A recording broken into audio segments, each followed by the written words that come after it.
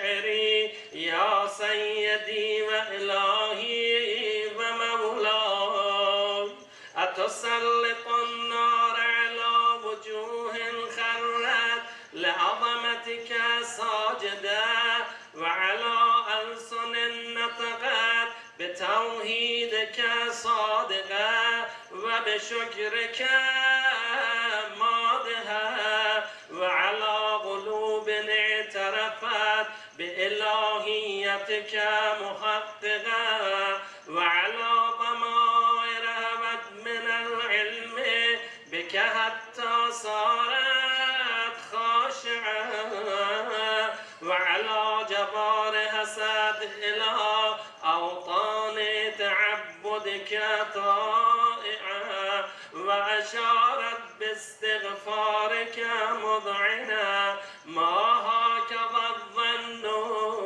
بك ولا أخبرنا بفضلك عنك يا كريم يا رب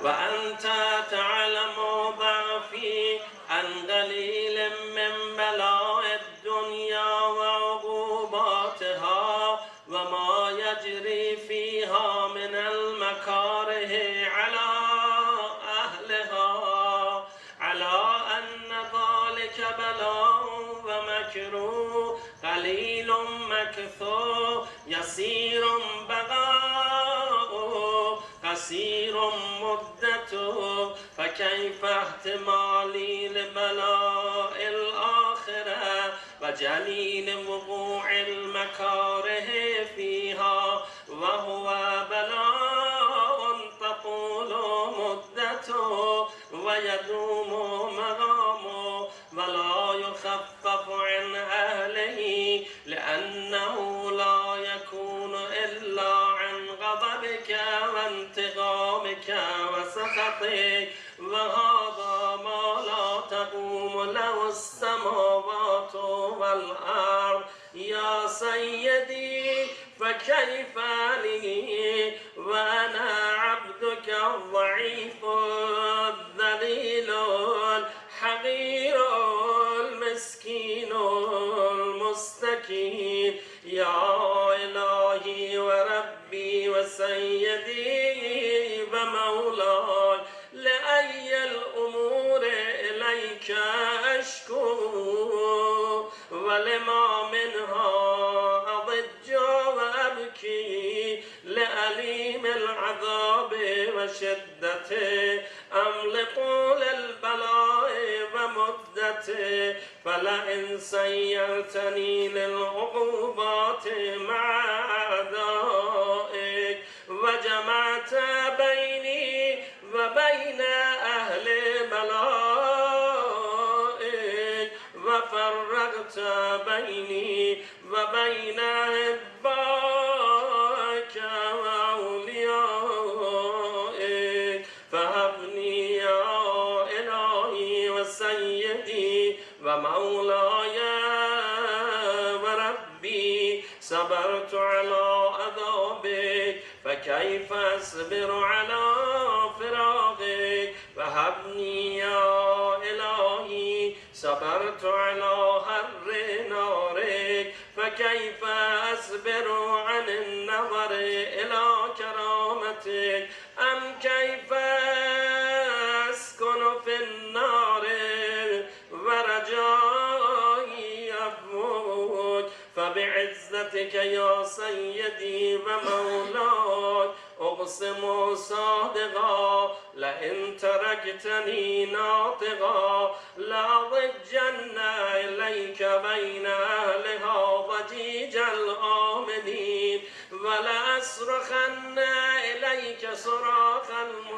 المستصرخين ولأبكين عليك بكاء الفاقدين ولو نادينك أين كنت يا ولي المؤمنين يا غاية آمال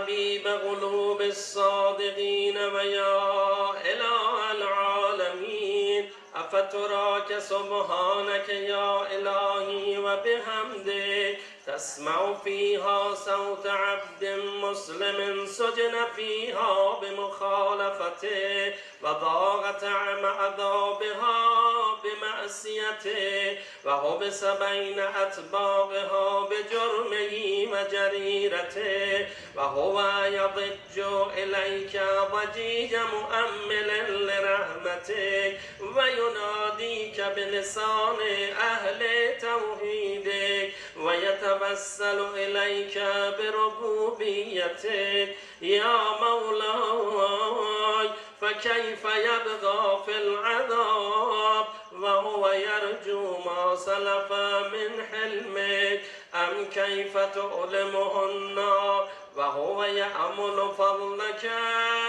ورحمتك أم كيف يحرقه لهيبها وأنت تسمع صوته وترى مكانه أم كيف يشتمل عليه زفيرها وأنت تعلم ضعفه أم كيف يتغلغل بين أطباقها وأنت تعلم صدقه أم كيف تزجره زبانيتها وهو يناديك يا رب أم كيف يرجو فضلك في عتقه منها فتتركه فيها هيهات ما ذلك الظن بك ولا المعروف من فضلك ولا مشبه لما عملت به الموحدين من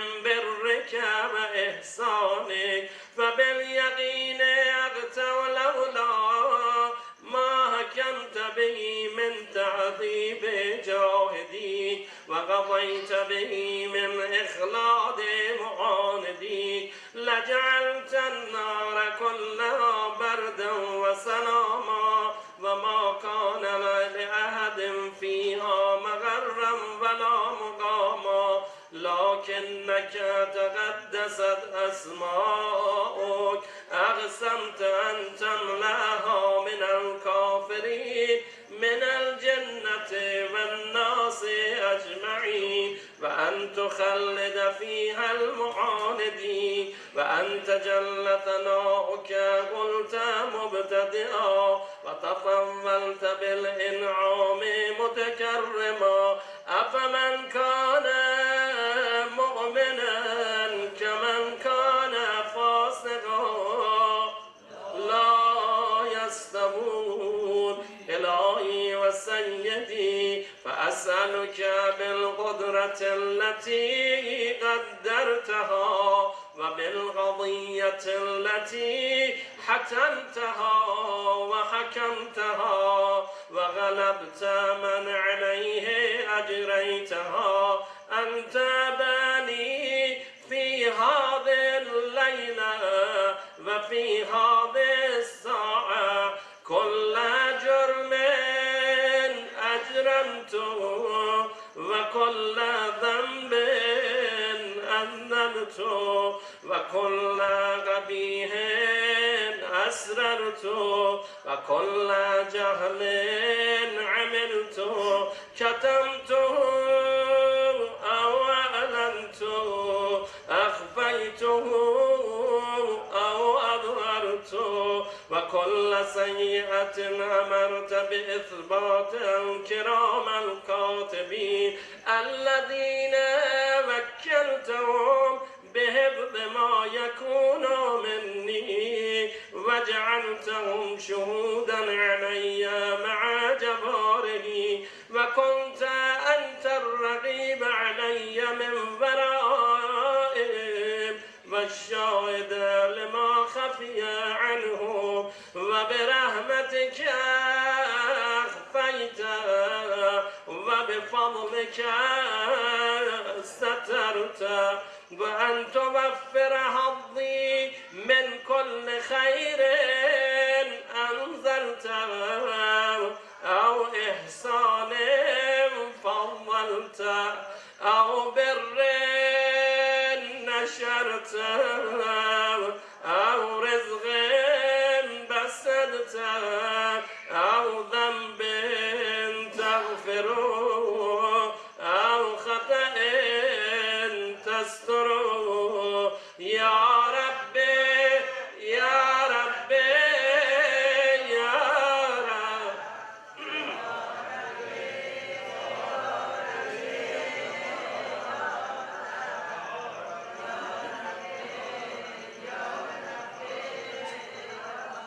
يا إلهي وسيدي ومولاي ومالك ربي يا من بيده ناصيتي يا عليما بضري ومسكنتي يا خبيرا بفقري وفاقتي يا ربي يا ربي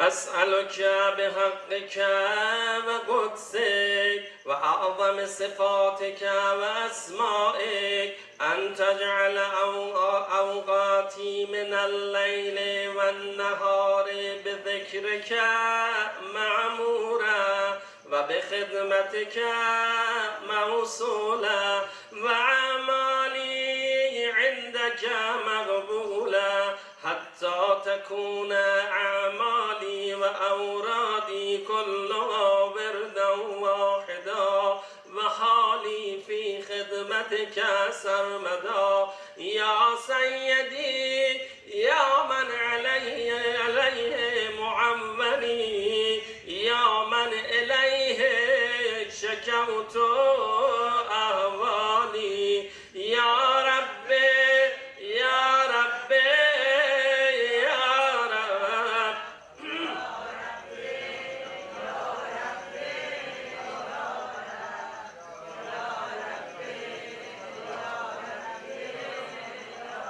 قبل على خدمتك جباره واشتد على العزيمة جبانه وهب لي الجد في خشيتك والدوام في الاتصال بخدمتك حتى أسرع إليك في ميادين السابقين وأسرع إليك في البارزين وأشتاق إلى غربك في المشتاقين وأدنو منك دنو المخلصين وأخافك مخافة الموقنين وأجتمع في جبارك مع المؤمنين اللهم ومن أرادني بسوء فأرد ومن كادني فكد واجعلني من أحسن عبيدك نصيبا عندك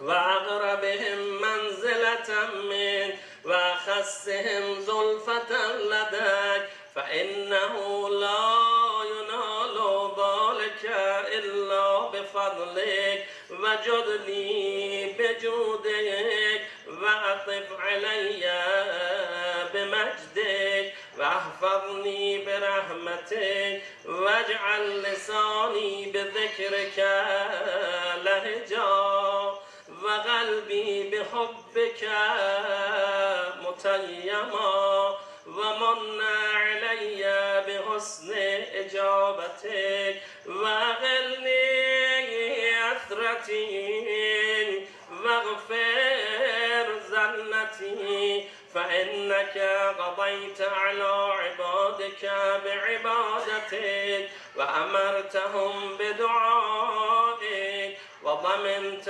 لهم الإجابة فإليك يا ربي نسبت وجهي وإليك يا ربي مددت يدي فبعزتك استجبني دعائي وبلغني مناي ولا تغتى من فضلك رجائي واكفني شر الجن والإنس من عدائي يا سريع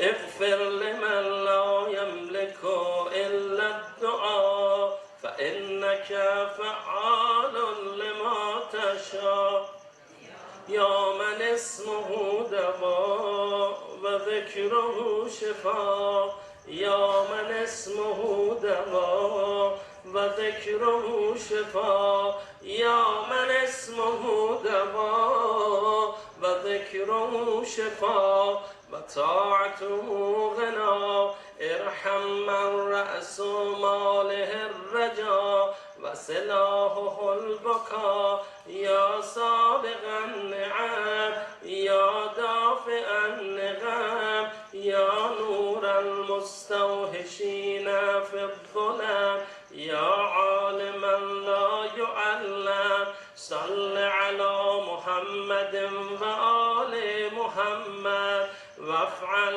بما أنت أهله ولا تفعل بما أنا أهله وصلى الله على رسوله والأئمة الميامين من آله وسلم تسليما كثيرا.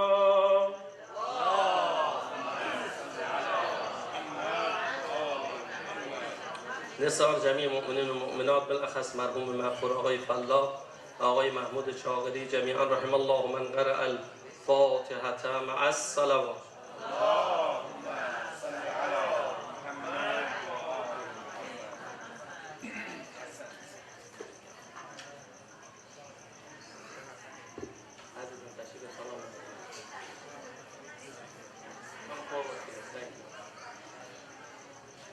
سبحان الله والحمد لله ولا إله إلا الله والله أكبر ولا حول ولا قوة إلا بالله العلي العظيم. الله أكبر الله أكبر الله أكبر الله أكبر. أشهد أن لا إله إلا الله أشهد أن لا إله إلا الله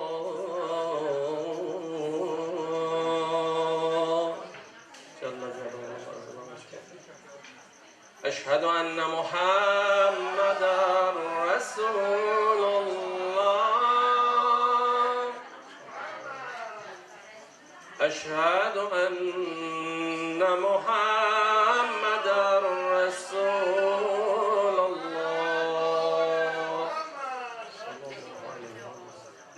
أشهد أن عليا ولي الله أشهد أن عليا حجة الله.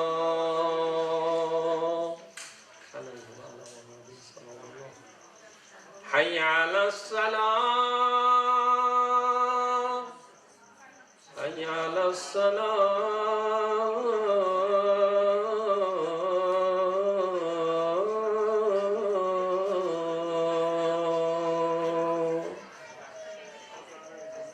حي على الفلاح حي على الفلاح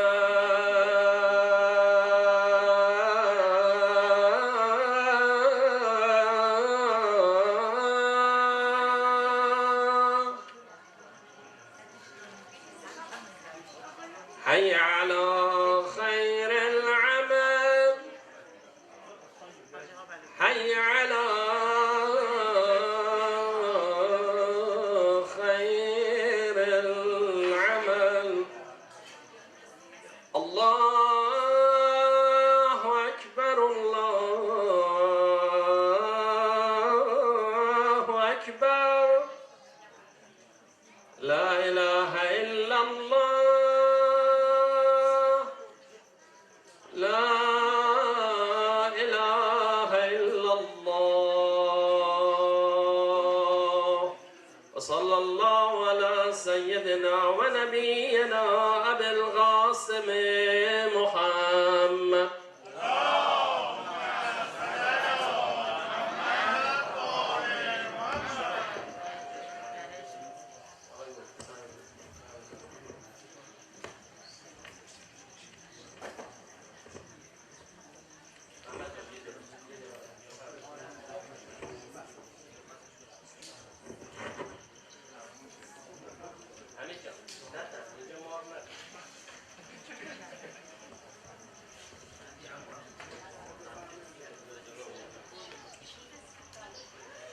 الله أكبر الله أكبر. أشهد أن لا إله إلا الله. أشهد أن لا إله إلا الله. أشهد أن محمدا رسول الله. أشهد أن عليا ولي الله. أشهد أن عليا حجة الله. حي على الصلاة حي على الصلاة. حي على الفلاح حي على الفلاح. حي على خير العمل حي على خير العمل. قد قامت الصلاة قد قامت الصلاة. الله أكبر الله أكبر. لا إله إلا الله. يا محسن قد أتاك المسيء. أنت المحسن وأنا المسيء. فتجاوز عن قبيح ما تعلم مني يا ذا الجلال والإكرام. الله أكبر. بسم الله الرحمن الرحيم. الحمد لله رب العالمين الرحمن الرحيم مالك يوم الدين. إياك نعبد وإياك نستعين. اهدنا الصراط المستقيم صراط الذين أنعمت عليهم غير المغضوب عليهم ولا الضالين. بسم الله الرحمن الرحيم. إذا زلزلت الأرض زلزالها وأخرجت الأرض أثقالها وقال الإنسان ما لها يومئذ تحدث أخبارها بأن ربك أوحى لها. يومئذ يصدر الناس أشتاتا ليروا أعمالهم فمن يعمل مثقال ذرة خيرا يره ومن يعمل مثقال ذرة شرا يره. الله أكبر. سبحان ربي العظيم وبحمده. سبحان الله سبحان الله سبحان الله. سمع الله لمن حمده. الله أكبر. سبحان ربي الأعلى وبحمده. سبحان الله سبحان الله سبحان الله. الله أكبر الله أكبر. سبحان ربي الأعلى وبحمده. سبحان الله سبحان الله سبحان الله. الله أكبر. بحول الله وقوته أقوم وأعود. بسم الله الرحمن الرحيم. الحمد لله رب العالمين الرحمن الرحيم مالك يوم الدين. إياك نعبد وإياك نستعين. اهدنا الصراط المستقيم صراط الذين أنعمت عليهم غير المغضوب عليهم ولا الضالين. بسم الله الرحمن الرحيم. قل هو الله أحد الله الصمد لم يلد ولم يولد ولم يكن له كفوا أحد. الله أكبر. اللهم صل على محمد وآل محمد. لا إله إلا الله الحليم الكريم. لا إله إلا الله العلي العظيم.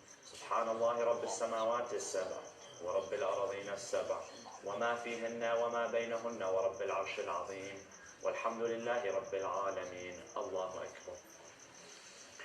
سبحان ربي العظيم وبحمده. سبحان الله سبحان الله سبحان الله. سمع الله لمن حمده. الله أكبر. سبحان ربي الأعلى وبحمده. سبحان الله سبحان الله سبحان الله. الله أكبر الله أكبر. سبحان ربي الأعلى وبحمده. سبحان الله سبحان الله سبحان الله. الله أكبر. الحمد لله. أشهد أن لا إله إلا الله وحده لا شريك له وأشهد أن محمدا عبده ورسوله. اللهم صل على محمد وآل محمد وتقبل شفاعته في أمته وارفع درجته. بحول الله وقوته أقوم وأعود.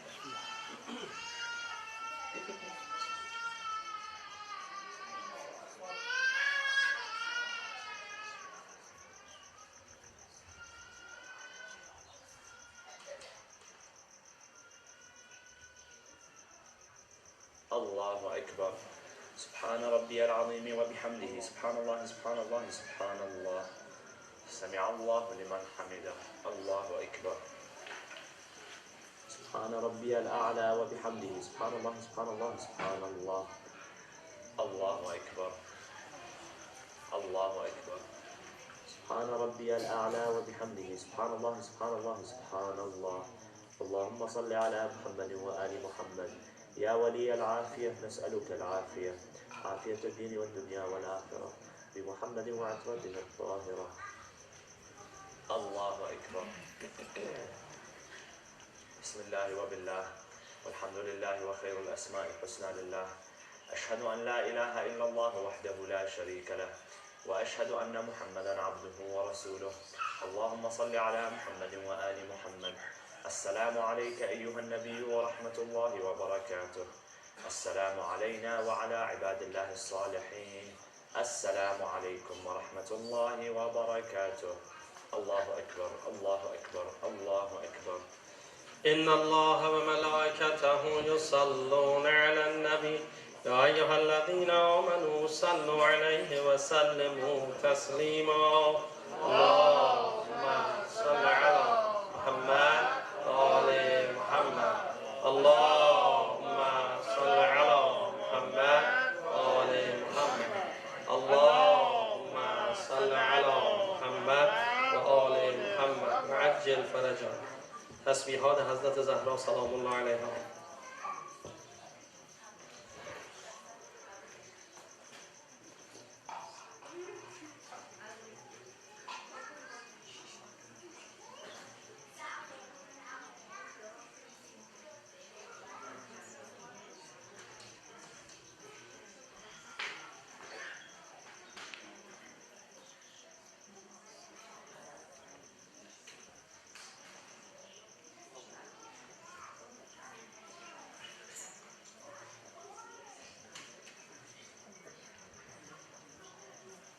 اللهم صل على محمد وآل محمد.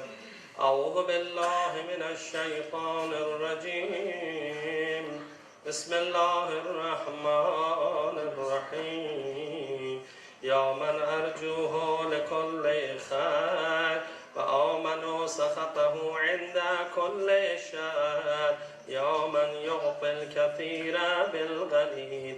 يا من يعطي من سأله. يا من يعطي من لم يسأله ومن لم يعرفه تحننا منه ورحمة. أعطني بمسألتي إياك جميع خير الدنيا وجميع خير الآخرة، واصرف عني بمسألتي إياك جميع شر الدنيا وشر الآخرة، فإنه غير منغوص ما أعطاك، وزدني من فضلك يا كريم يا ذا الجلال والإكرام يا ذا النعماء والجود يا ذا المن والطاعة. حرم شیبتی علی النار. بسیار جمعی مؤمنین و مؤمنات بالاخص مرحوم حاج عباس علی حقیقت خواه غلامرضا پرستان، مرحوم مغفور بانو معصوم منعم مطلق و فاطمه رستگار راضی، آقای فلاح و آقای محمود شاقری، جمیعا رحم الله من قرأ الفاتحة مع السلامة. اللهم صل على محمد وآل محمد.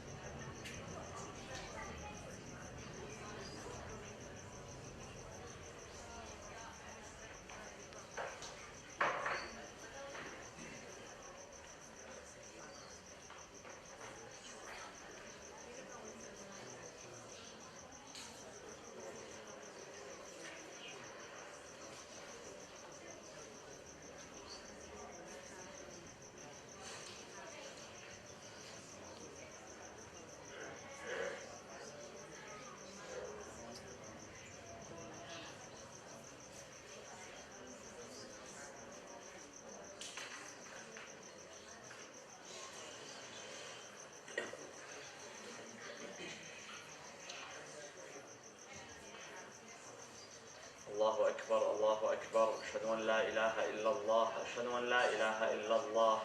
أشهد أن محمدا رسول الله. أشهد أن محمدا رسول الله. أشهد أن عليا ولي الله. أشهد أن عليا حجة الله. حي على الصلاة حي على الصلاة حي على الفلاح حي على الفلاح حي على خير العمل حي على خير العمل. قد قامت الصلاة قد قامت الصلاة. الله أكبر الله أكبر. لا إله إلا الله. يا محسن قد أتاك المسيء. أنت المحسن وأنا المسيء. تجاوز عن قبيح ما تعلم مني يا ذا الجلال والإكرام. الله أكبر. بسم الله الرحمن الرحيم. الحمد لله رب العالمين الرحمن الرحيم مالك يوم الدين. إياك نعبد وإياك نستعين. اهدنا الصراط المستقيم صراط الذين أنعمت عليهم غير المغضوب عليهم ولا الضالين. بسم الله الرحمن الرحيم.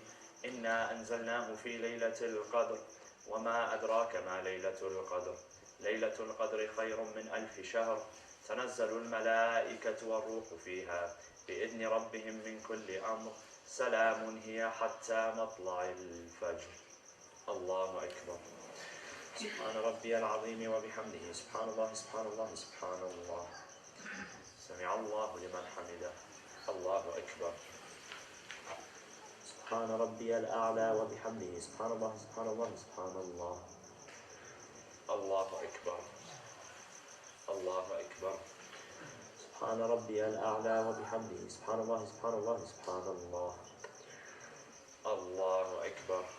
بحول الله وقوته أقوم. بسم الله الرحمن الرحيم. الحمد لله رب العالمين الرحمن الرحيم مالك يوم الدين. إياك نعبد وإياك نستعين. اهدنا الصراط المستقيم صراط الذين أنعمت عليهم غير المغضوب عليهم ولا الضالين. بسم الله الرحمن الرحيم. قل أعوذ برب الفلق من شر ما خلق ومن شر غاسق إذا وقب ومن شر النفاثات في العقد ومن شر حاسد إذا حسد. الله أكبر. اللهم صل على محمد وآل محمد. رب اغفر لي ولوالدي وارحمهما كما ربياني صغيرا واجزهما بالإحسان إحسانا وبالسيئات غفرانا. الله أكبر. سبحان ربي العظيم وبحمده. سبحان الله سبحان الله سبحان الله. سمع الله لمن حمده. الله أكبر. سبحان ربي الأعلى وبحمده. سبحان الله سبحان الله سبحان الله. الله أكبر. الله أكبر. سبحان ربي الأعلى وبحمده. سبحان الله سبحان الله سبحان الله. الله أكبر. الحمد لله. أشهد أن لا إله إلا الله وحده لا شريك له وأشهد أن محمدا عبده ورسوله. اللهم صل على محمد وآل محمد وتقبل شفاعته في أمته وارفع درجته. بحول الله وقوته أقوم وأقف.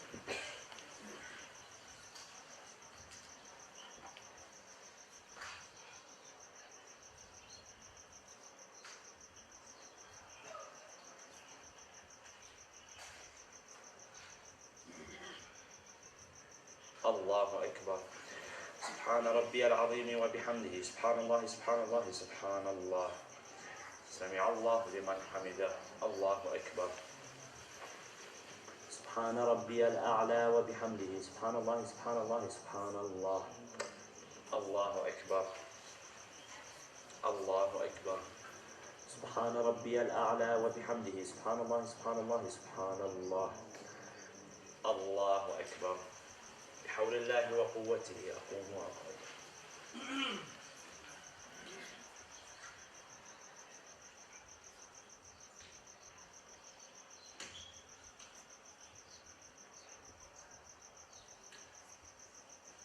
الله أكبر. سبحان ربي العظيم وبحمده. سبحان الله سبحان الله سبحان الله. سمع الله لمن حمده. الله أكبر. سبحان ربي الأعلى وبحمده سبحان الله سبحان الله سبحان الله. الله أكبر الله أكبر. سبحان ربي الأعلى وبحمده سبحان الله سبحان الله سبحان الله. اللهم صل على محمد وآل محمد. يا ولي العافية نسألك العافية، عافية الدين والدنيا والآخرة، بمحمد وعترته الطاهرة. الله أكبر. بسم الله وبالله، والحمد لله وخير الأسماء الحسنى لله. أشهد أن لا إله إلا الله وحده لا شريك له، وأشهد أن محمدا عبده ورسوله. اللهم صل على محمد وآل محمد. السلام عليك أيها النبي ورحمة الله وبركاته. السلام علينا وعلى عباد الله الصالحين. السلام عليكم ورحمة الله وبركاته. الله أكبر الله أكبر الله أكبر. إن الله وملائكته يصلون على النبي يا أيها الذين آمنوا صلوا عليه وسلموا تسليما. اللهم صل على محمد وآل محمد. اللهم صل على محمد وآل محمد. اللهم صل على محمد وآل محمد وعجل فرجهم. تسبیحات حضرت زهرا سلام الله علیها.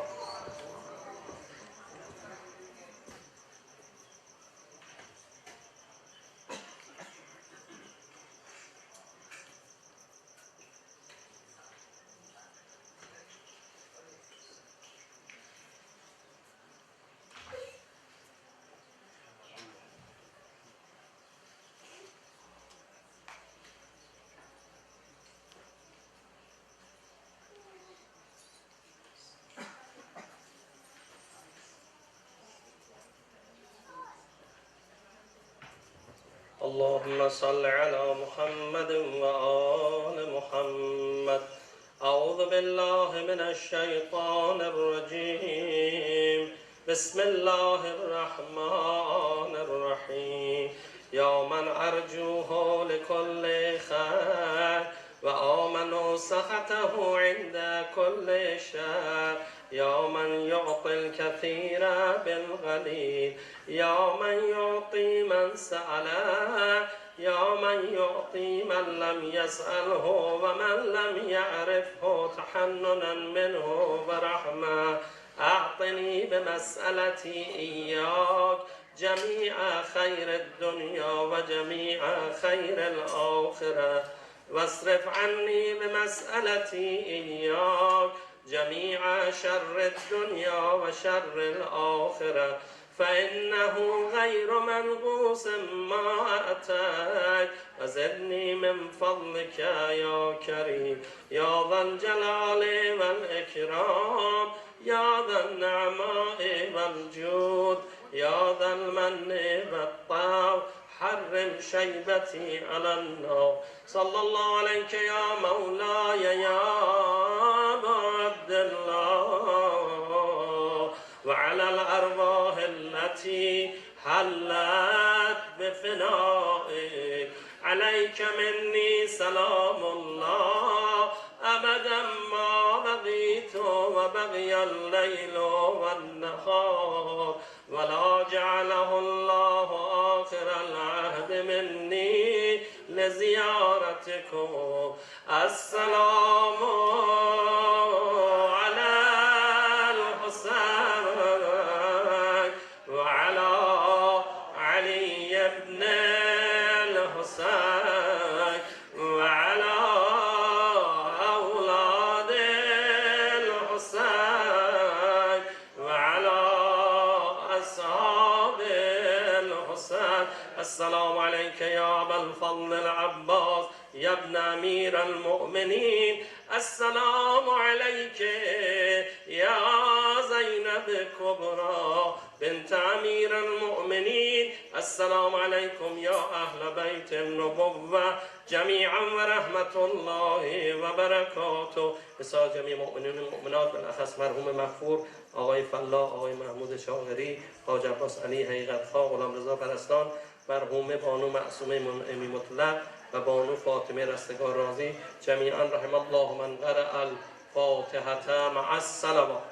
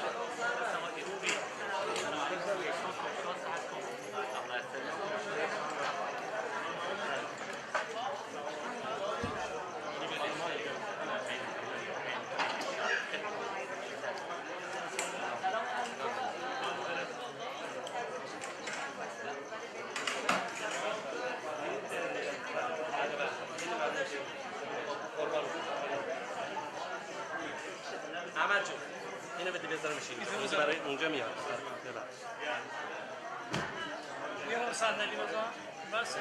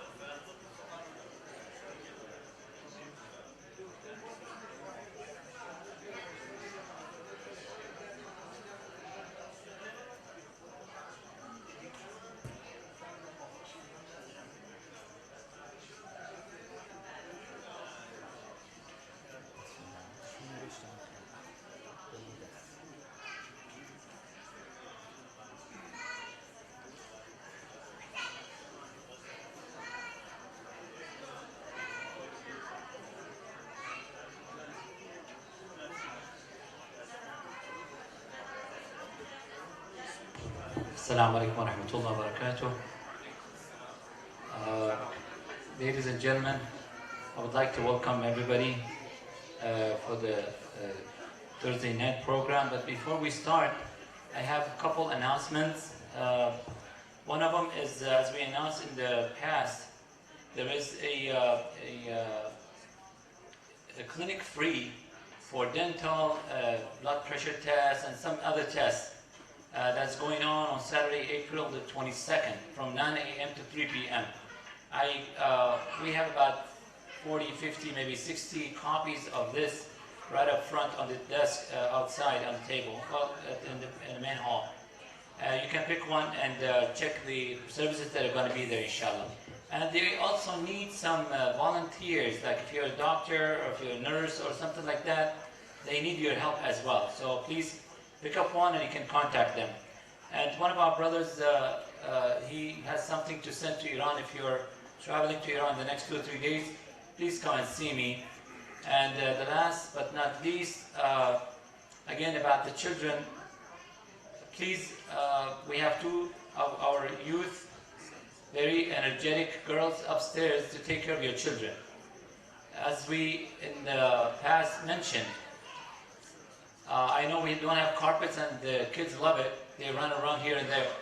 When the speech starts, and when we start the Quran, we humbly request that all the children either to stay with you right next to you and quiet, or send them upstairs. And if you think they're not going to be sitting in the class upstairs, you and your children please be in that little room, meeting room that we have up there. And there's going to be a live stream going as we have the program here. You're going to see it at the same time.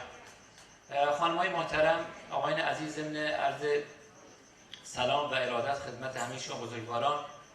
برنامه رو ما تا 1-2 دقیقه دیگه انشاءالله شروع خواهیم کرد. همونطور که در گذشته عرض کردیم، کلینیک مجانی الان هست در روز 22 اپریل، روز شنبه، بین ساعت 9 صبح تا 3 بعد از ظهر سرویس های خیلی خوب مجانی دارن میدن. اگر اینشورنس ندارید یا مشکلی چیزی دارید، خواهش میکنم اون روز رو تشریف برید اونجا. این کپی های این فلایر هم روی میزای بیرون قرار دادیم برای شما که انشالله با خودتون ببرید.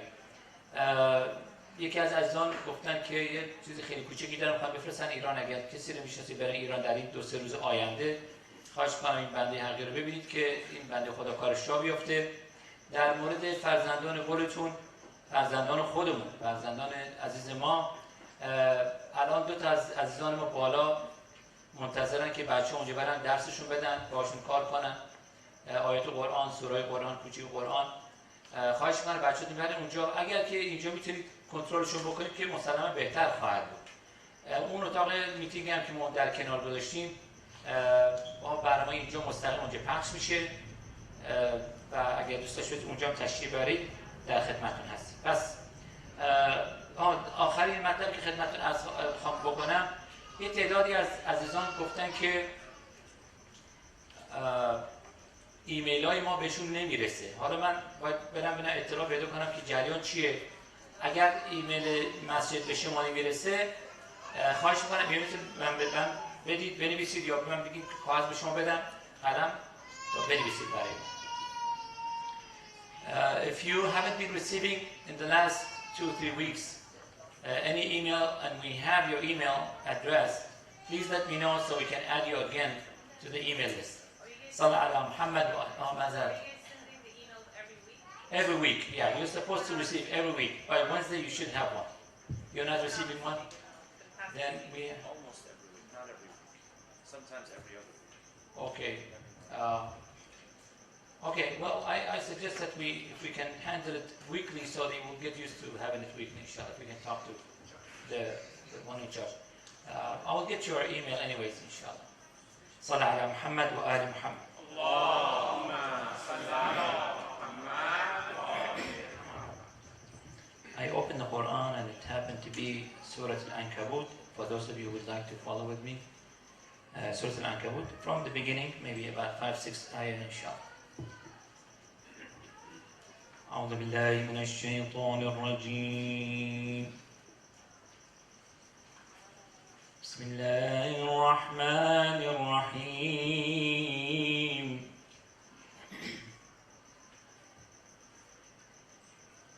ألف لام ميم أحسب الناس أن يتركوا أن يقولوا آمنا وهم لا يفتنون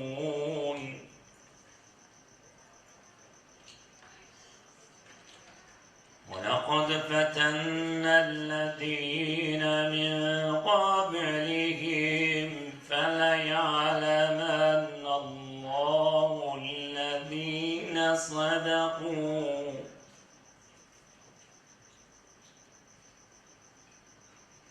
فليعلمن الله الذين صدقوا وليعلمن الكاذبين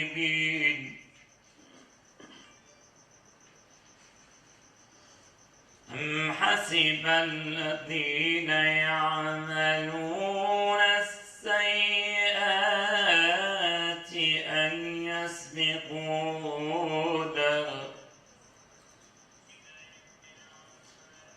ساء ما يحكمون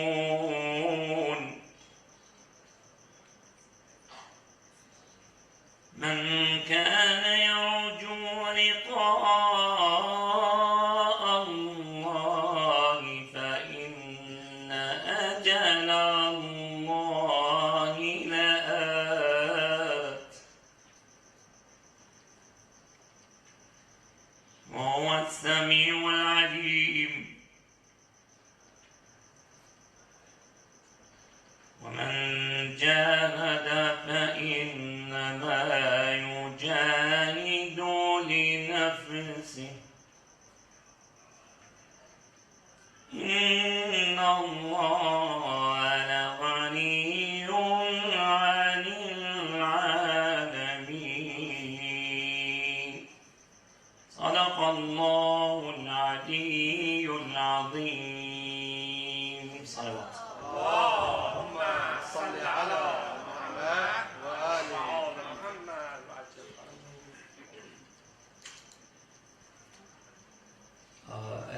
If you happen to have a question regarding the carpets, we're getting them ready, inshallah, cleaned up and washed for the upcoming programs that we have. Inshallah, by next weekend, everything is going to be, all of them are going to be washed, inshallah, and clean. And we'd like to ask you, brothers and sisters, to help us keep them cleaner, inshallah, this time until maybe another year or two when we have to wash them again. So we apologize for the inconvenience, and inshallah, in the near future we're going to have them cleaned up. Well, of course, next week we might see these ones are gone, and those ones are putting back together. But inshallah, we'll see if we can do it before that we have another gathering to get them ready for the upcoming programs, inshallah. So without any further ado, I would like to get your help to invite Sayyid Majid Qazwini to the podium with the last salawat. اللهم صل على محمد وآل محمد. السلام عليكم ورحمة الله وبركاته. عليكم السلام ورحمة الله. بسم الله الرحمن الرحيم. الحمد لله رب العالمين، والصلاة والسلام على أشرف الأنبياء والمرسلين، حبيب إله العالمين أبي القاسم المصطفى محمد. اللهم صل على محمد وآل محمد وعلى أهل بيته الطيبين الطاهرين المعصومين المنتجبين. أعوذ بالله من الشيطان الرجيم. بسم الله الرحمن الرحيم. ألم تر كيف ضرب الله مثلا كلمة طيبة كشجرة طيبة أصلها ثابت وفرعها في السماء تؤتي أكلها كل حين بإذن ربها ويضرب الله الأمثال للناس لعلهم يتذكرون. صدق الله العلي العظيم. وصلوا على محمد وآل محمد. اللهم صل على محمد.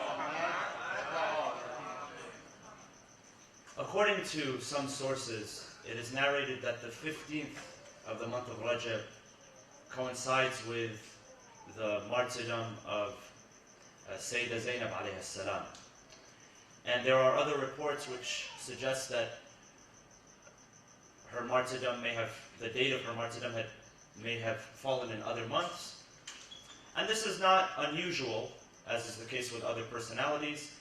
And specifically in the case of Sayyidah Zainab alayhi salam, because we understand her role in the beginning of her life, and as she was raised in the family of her father, and then she went on to support her brothers, both the Imams, Imam Hassan and Imam Hussein alayhim as-salam, and also came back to Medina with her nephew, who was the Imam Zayn al-Abidin alayhi salam. But towards the end of her life, there's a little bit of ambiguity. It's not so clear. So most agree that she was buried in Damascus, but some scholars also indicate that she may have been buried in Cairo, in Egypt. So not so much is known about the exact date and the exact place, even though there is some sort of consensus. But the date and the place are not as important as what she stood for, her character. And when we reflect upon her life, we know that the hallmark of her character was her strength and her resilience. And where did that strength and that resilience come from? Any person who is strong or resilient, there has to be a source for that strength. And in the case especially of Lady Zainab alayhi salam, the daughter of Imam Ali ibn Abi Talib alayhi salam, it was internal strength that she had mustered. And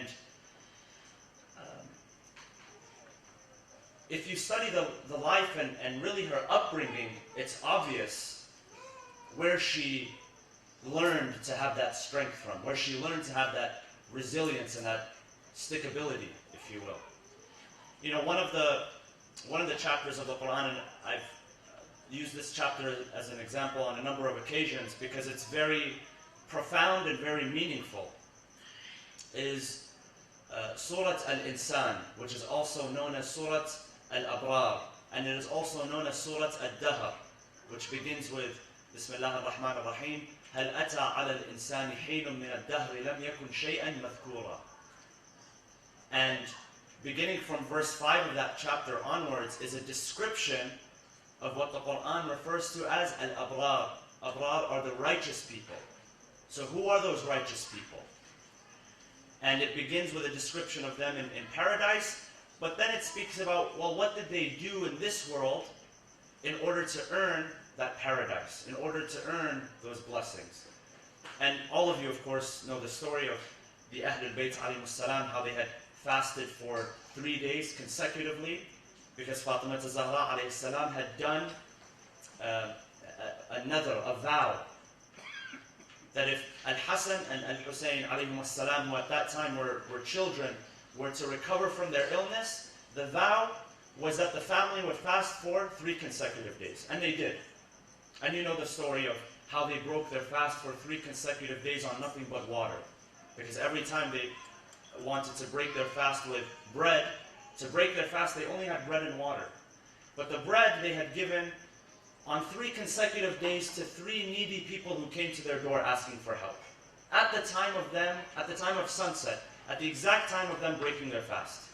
And for 3 days they broke their fast on nothing but a drink of water. And the Quran says, that's why we reward them. That's why they earn the title of righteousness. Because they proved themselves. They didn't just speak about righteousness. They were righteousness. They displayed righteousness. They practiced righteousness. And this is just one story of the many that took place over the course of the years. And Sayyidah Zainab alayhi salam was very young at that time. Just at that one event was perhaps only a few years old, a toddler maybe, witnessing all of this. What that teaches us is that what children witness and what they also hear at a young age is what builds their character. You look at people today, some of them are successful and some not so successful. And you can actually trace back the cause of a person's success or failure in part to the seeds that are planted in them as they grow. That's why there's an importance on education at a young age. And of course, as we grow in life, you know, there's not a point where we get to in life where we cannot learn something new. But that age is very vital. And studies have shown us that that age is very vital. The older you are, now when you're older you may suggest that, well, we don't learn through practice as much. But when you're younger, when you're a child, you learn through practice. You learn through observation. That's why children, it's very important to control what we do and what we say around children, because that's how they learn. There was a study conducted a while back, many years ago, and they had two groups of children. And one group of children, they both had in front of them at separate times, they had set up something like a living room space in front of them. And in that living room space, there was a teddy bear or a doll or something like that. And the first group of children sat down, and an older person, an adult, came onto the little scene that they had created and took that doll or that teddy bear or whatever it was and started treating it violently, throwing it around the room, you know, punching it, kicking it, stomping on it. The second group, you can guess, the second group of children, separately from the first group of children, they had the same scene in front of them, but instead of violently attacking that bear or whatever it was, the adult was treating it with care and with compassion. And so, you know, to test what they had learned, they now put those two groups of children in that situation. They put them in that same setting without the adults there, and they let them, you know, conduct themselves freely. And you can all guess what the result was. The children who had witnessed violence and belligerence, they began to act violently and in a belligerent manner. And the children who had seen the proper conduct were acting in proper conduct, even though they didn't have supervision. And these were small children, you know, maybe around 4 or 5 years old or 6 years old. What does that tell us? It tells us that our children watch, they can see, they can hear. More than what we say to them, they can observe us. And they take all of that in. That, what they take from their parents and what they observe from their parents, that's what constructs or demolishes their character. Another thing is what they hear from their parents, what their parents say to them. You know, there's a renowned psychologist who wrote a book on a subject, and basically what he's saying in this book is that what you say to yourself and what other people say to you throughout the course of your life can shape your character, and it can determine your success or your failure.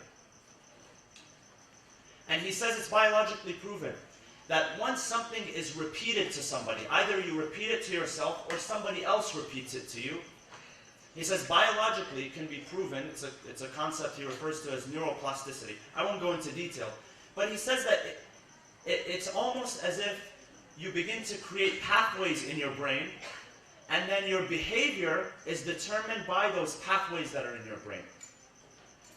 So he says that on average, a child, by the time he reaches the age, something like age 18, hears the word no or don't over 100,000 times. And that comes in many different forms. Either it's a no, don't do this, or it's a rejection, or he says if it's a parent that doesn't show up for a child's athletic event or something like that, that's also a rejection. He says all of those things are recorded. They're all recorded in the brain. And it's in the same way that you can program software for a computer. And based on that software, that computer executes those commands. He says the human brain works in the exact same way. So there's two things, what people tell us and what we say to ourselves as well. And that's why you study the lives of the Ahlul Bayt. What did they speak around their children? They spoke nothing but admonishment. They spoke nothing but the truth. They spoke nothing but praise. God describes those homes, the homes, as في بيوت أذن الله أن ترفع ويذكر فيها اسمه. Homes that God has permitted that His name be recited in those homes. That the mention of God be recited in those homes. The homes that the Quran itself was revealed in. So when we study the life of Sayyidah Zainab alayhi salam, that's something to keep into consideration. Now, going back to the fact that children begin to observe, and what they observe at that young age, that's what builds their trust in their parents. Sometimes you see children, they get to an age, sometimes it's 18, sometimes earlier, sometimes 13, 14, 15, where they get to the point where they say, that's it, I've had enough with their parents. And they want to seek other people who are going to accommodate them, other people that are going to listen to them, other people that are going to support them. And usually when that happens, is because there is not enough trust that is built between the parents and the children. If the children trust their parents, then there's no need for them to seek guidance outside of the home. And one way that children trust their parents is when they observe them, when they observe their character, when they observe their behavior. You know, that's why it's really important. Sometimes we tend to maybe lose our temper for a moment. Well, if that happens in front of our children observe that. And their judgment towards us is based on that reaction that we have. So, when we look at the strength that Sayyidah Zainab alayhi salam had, the resilience that she had, all of that was from a very important source, and that was the home that she was raised in. She was raised in a home of strength and resilience and struggle and righteousness. Everything that she saw from her father, from her mother, from her brothers, from her relatives, that's what built her character. That's why she was, she's celebrated today and she's honored today for that strength. All of that is what she picked up from her upbringing. Now, one verse that I want to share with you, and this is a verse that you are all familiar with, is in Surah Ibrahim, chapter number 14, verses 24 and 25. Bismillah ar-Rahman ar-Rahim. ألم تر كيف ضرب الله مثلا كلمة طيبة كشجرة طيبة أصلها ثابت وفرعها في السماء. The beginning of this verse begins with a question. But this question is a rhetorical question. It's not meant for us to answer. God is saying, as He says in other verses, do you not see the example? So when a question begins in this way, what is being conveyed is God is trying to show us the importance or the significance of the example that is about to be presented. So He says in verse 24, have thou not considered how God sets forth a parable, an example? A good word, kalimatan tayyiba, a good word, kashajaratin tayyiba, is like a good tree. A good word is like a good tree. So the example of a good word is like a good tree. Its roots are firm and its branches are in the sky. The next verse, verse 25, تُؤْتِي أُكُلَهَا كُلَّ حِينٍ بِإِذْنِ رَبِّهَا. It brings forth fruit in every season by the leave, meaning by the permission of its Lord. God sets forth parables for mankind, that happily they may remember. So, what is the good word and what is the good tree? Commentators have a number of opinions. Some commentators say that the good word is the testament that there is no God but Allah. When we say that there is no God but Allah. And that Muhammad is His final messenger. Sallu ala Muhammad wa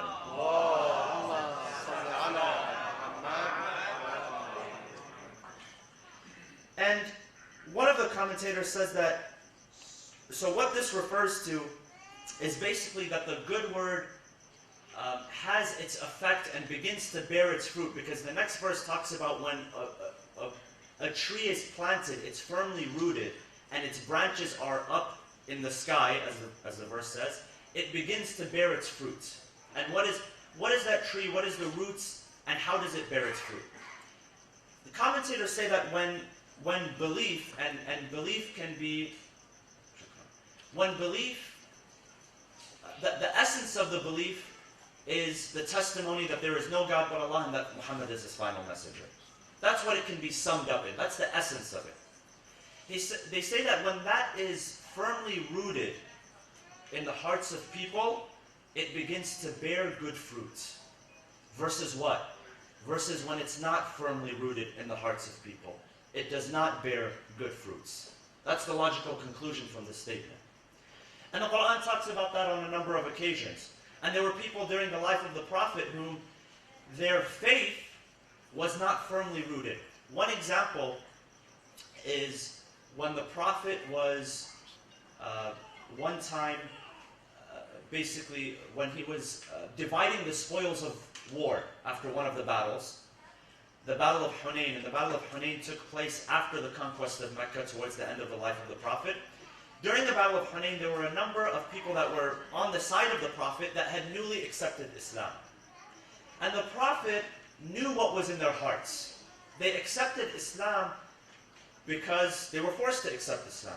Because after many years of rejecting the Prophet, after many years of fighting against the Prophet, finally the Prophet comes back to Mecca, and the Muslims are about to conquer, and that was it for them. So the Prophet knew that even when they accepted Islam, they were very reluctant.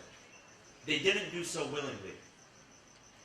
And so the Quran refers to some of these people as being weak-hearted. That the faith is not firmly rooted in their hearts. Now, when the Prophet was giving up the spoils of war, he had two groups of people. People that the faith was firmly rooted in their hearts, the people that had left Mecca with him and gone and resettled in Medina, or the people that were already in Medina and received him. These were the people that wanted the Prophet to be there.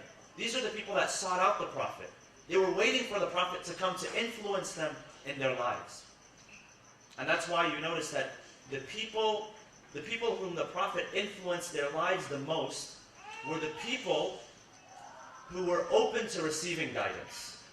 The ones that were never open to receiving it. In any relationship, today, you can bring the best teacher to a student, but if that student is not ready to receive that guidance, it doesn't matter what the credentials of the teacher is. The teacher could be the best in his field, but if the student isn't ready, the student is not going to receive the guidance. The same goes with the Prophet, that there were people who their hearts were not ready to receive the guidance. And God tells the Prophet that a portion of these people, no matter what you say to them, no matter what kind of miracles that you perform in front of them, their hearts are closed. They have closed their own hearts. But the people that were most greatly affected by the Prophet were the ones who submitted to him completely. And the Quran says that those people, their faith will not be complete until they submit to you completely.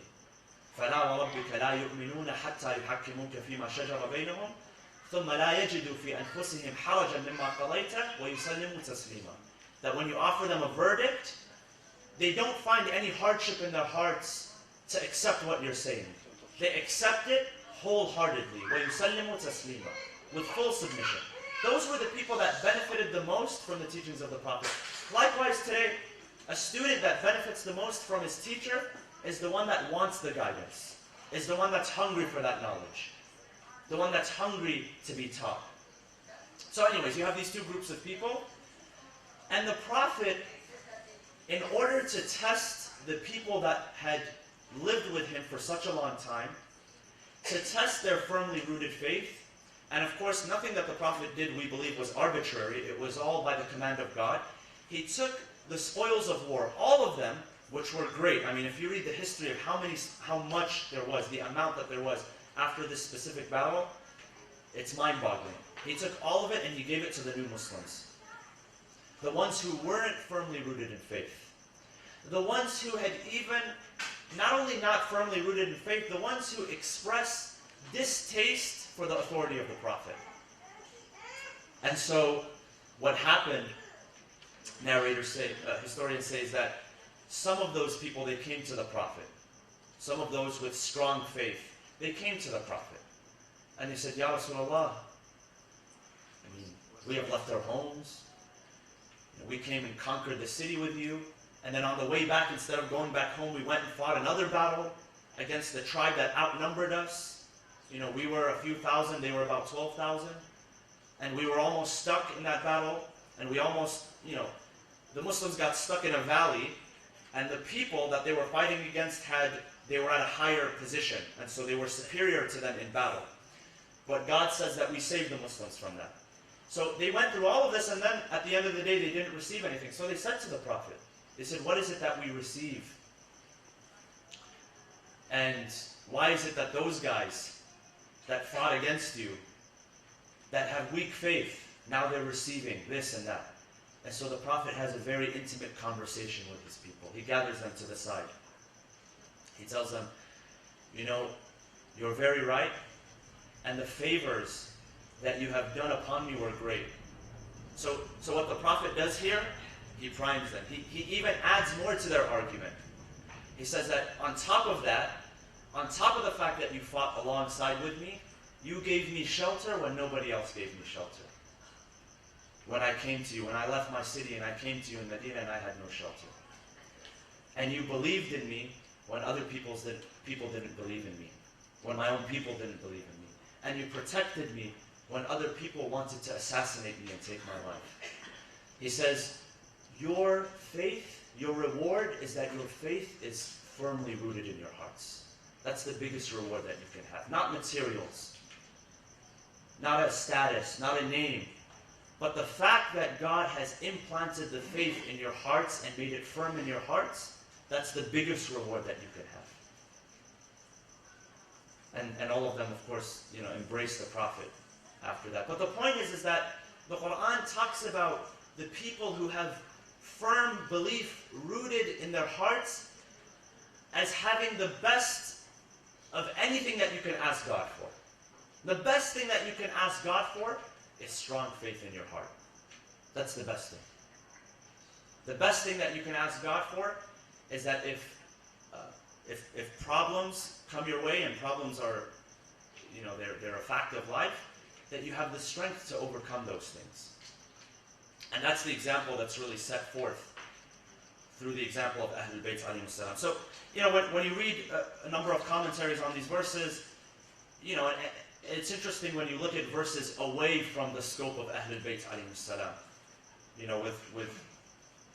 With all due respect, but when you compare these words to the words of the Ahlul Bayt and the commentary to the Ahlul Bayt, what the Ahlul Bayt had to say was second to none. Here it talks about how, those who have firm faith, eventually, in the same way that a tree has a firm root, a tree that has a firm root eventually begins to give good fruit. These commentaries say that the same way that happens, if a person has faith which is firmly rooted in their hearts, that begins to bear into branches and fruit. And that fruit is what? Good words that a person speaks. Admonishment that a person speaks.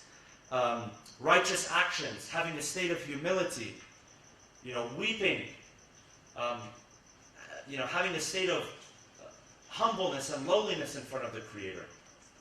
But if you examine the narrations of the Ahlul Bayt alayhi salam, it refers to that tree, that blessed tree,